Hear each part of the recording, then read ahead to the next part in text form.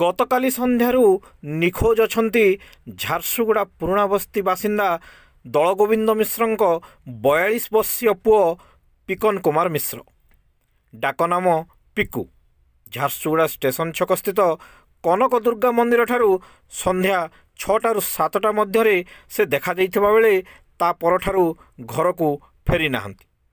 ए संपर्क रे तांको पिता झारसुगुड़ा शहर थाना रे मध्य अभियोग करिसंती। निखोज पिकू स्वास्थ्यवान गहम रंगर देह उच्चता प्राय 5 फुट 2 इंच। गतकाली से एक खैरिया रंगर फुल पेंट पिंधिथिबा बेले हालुका गोलापी धला रंगर फुल सार्ट परिधान करथिले। पिकुंकर श्रवण शक्ति ठीक थिबा बेले से किंतु भल भावरे कथा कहि पारंती नाही।